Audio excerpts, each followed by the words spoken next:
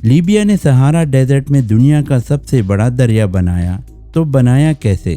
जहां पानी की एक बूंद भी नहीं मिलती थी, वहां लाखों क्यूबिक मीटर ताज़ा पानी कैसे लाया गया? इस प्रोजेक्ट को 8 वंडर ऑफ द वर्ल्ड का नाम भी दिया गया था। लेकिन फिर ऐसा क्या हुआ जो आज इसके बारे में कोई बात भी नहीं करना चाहता? MKTV की वीडियोस में एक बार फिर से खुशामदीद।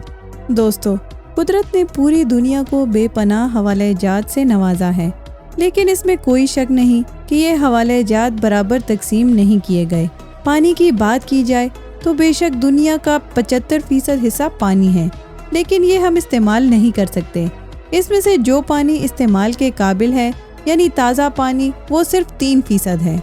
इस 3% में से भी 2.5 ग्लेशियर्स एटमॉस्फेयर और ज़मीन के अंदर है, यानी हमारे इस्तेमाल के काबिल जो पानी पीछे बचता है वो सिर्फ और सिर्फ 0.5%।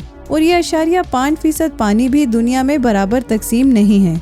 कुछ ममालिक तो ऐसे हैं जिनके पास पीने तक के लिए पानी नहीं बचता। अब इस मसले के बहुत सारे हल हैं। कहीं पर समुंदर के पानी में से नमक निकालकर इसको पीने के काबिल बनाया जाता है, कहीं क्लाउड सीडिंग यानी आर्टिफिशियल बारिश करके पानी जमा किया जाता है।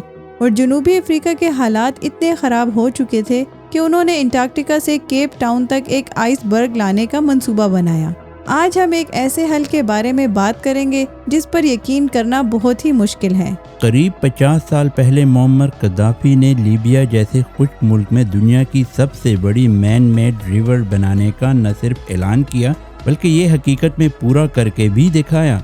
लीबिया, जिसको सैटेलाइट मैप पर भी देखा जाए तो कहीं हरियाली का एक नुक्ता भी नजर नहीं आता, जहाँ बारिश इतनी नायाब है कि लोग कई सालों तक बारिश नहीं देख पाते। इस हालत में लीबिया ने आखिर ये सब कैसे मुमकिन कर दिखाया? लीबिया का 99% एरिया रेगिस्तान से भरा हुआ है। यहाँ पड़ने वाली गर्मी का अंदाज़ा तो आप लगा ही चुके होंगे। ये गर्मी इतनी शदीद है कि खुली हवा में पड़ा पानी भी फौरन एवेपोरेट हो जाता है और लीबिया के कई हिस्सों में 10-10 सालों तक बारिश का नामो निशान भी नहीं होता। क्रूड ऑयल के हिसाब से लीबिया के पास यूनाइटेड स्टेट्स से भी ज़्यादा ऑयल रिजर्व हैं, लेकिन ताज़ा पानी के मामले में यहाँ एक भी कुदरती दरिया नहीं है। 1950 में जब लीबिया में तेल ढूंढा जा रहा था तो यहाँ तेल के साथ साथ एक बहुत ही नायाब खजाना भी मिला। जी हाँ, और ये खजाना था पानी का। सहारा, जहाँ लोग पानी को तरसते हैं, इसके नीचे 1.5 लाख क्यूबिक किलोमीटर ताज़ा पानी किसी खजाने से कम नहीं था। ये एक तरह का फॉसिल वाटर होता है जिसको नोबियन सैंडस्टोन एक्वीफर कहा जाता है। अंदाज़ा लगाया जाए तो सहारा के नीचे से मिलने वाला पानी इतना ज़्यादा है कि हमारी पूरी दुनिया अगर इसको 40 सालों तक भी इस्तेमाल करे फिर भी वो ख़त्म नहीं होगा। और सोने पर सुहागा नोबियन वाटर सहारा के ईस्ट में पाया जाता है, ख़ास तौर पर जहां आज लीबिया मौजूद है। उस वक्त के लीबिया के आमरो मुअम्मर गद्दाफी ये मौका किसी भी सूरत गंवाना नहीं चाहते थे। उनका आइडिया था कि किसी भी तरह से अगर ये पानी निकाल कर इसको लीबिया के तमाम शहरों तक पहुंचा दिया जाए तो ये लीबिया और सहारा की हिस्ट्री में एक बहुत बड़ा कारनामा होगा। ये मंसूबा बनाना जितना आसान था उतना ही पेचीदा इसको अंजाम तक पहुंचाना था, क्योंकि रिसर्च से मालूम हुआ कि न्यूबियन वाटर लीबिया के साउथ में पाया जाता है और यहाँ के बड़े शहर लीबिया के नॉर्थ यानी मेडिटेरियन कोस्ट पे पाए जाते हैं। ये फासला हरगिज कम नहीं था, ख़ास तौर पर एक आर्टिफिशियल दरिया बनाने के लिए। एस्टीमेट लगवाया गया तो मालूम पड़ा कि हर शहर तक पानी पहुंचाने के लिए इनको 2820 किलोमीटर लंबा दरिया खोदना पड़ेगा। ये फासला इतना ही है जितना दिल्ली से मुंबई या फिर इस्लामाबाद से कराची तक के 2 चक्कर लगाए जाएं।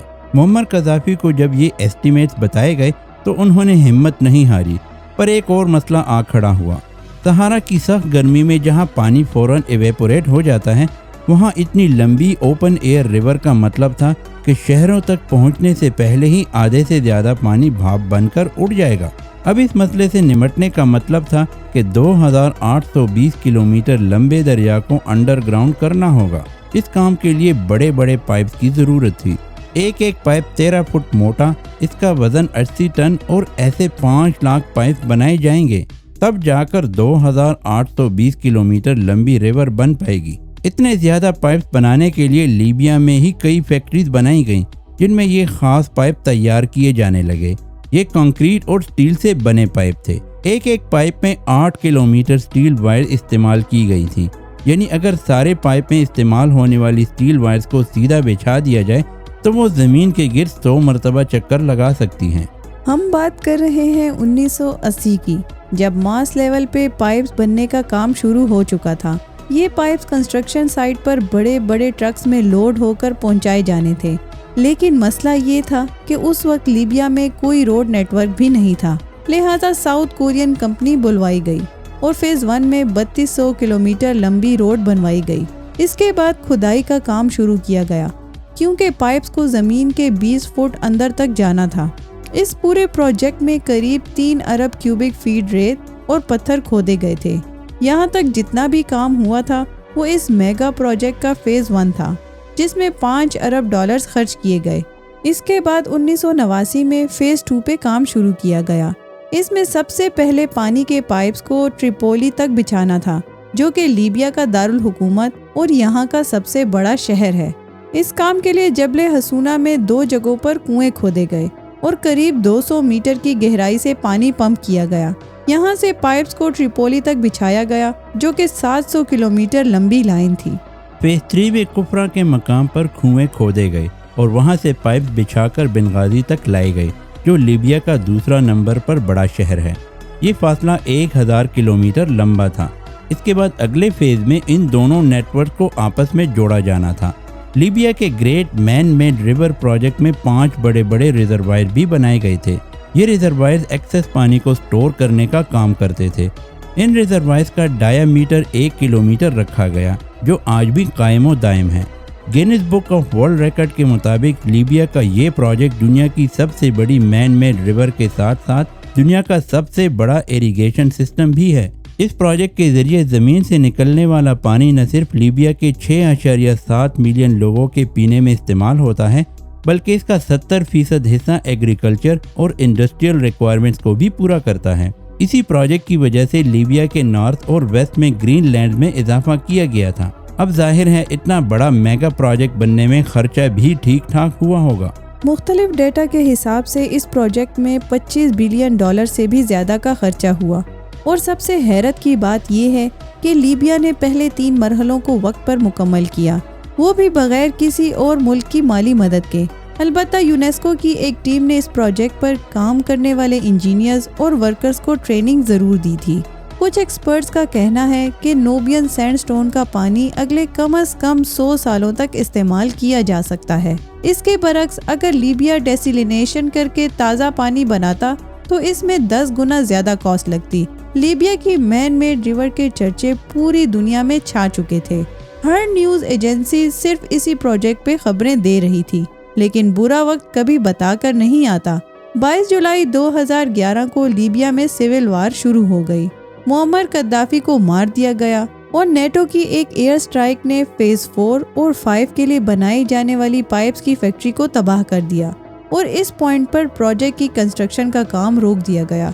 2014 से 2020 तक होने वाली दूसरी सिविल वार के दौरान पूरे इंफ्रास्ट्रक्चर को नज़रअंदाज कर दिया गया। आज लीबिया की हालत ये है कि पहले ही से जो मरहले मुकम्मल हैं उनको भी सही से मेंटेन नहीं किया जा रहा। वही लीबिया आज फिर से एक बदतरीन वाटर शॉर्टेज का सामना करने पर मजबूर है। आज के लिए इतना ही दोस्तों। नेक्स्ट वीडियो तक के लिए अल्लाह हाफिज।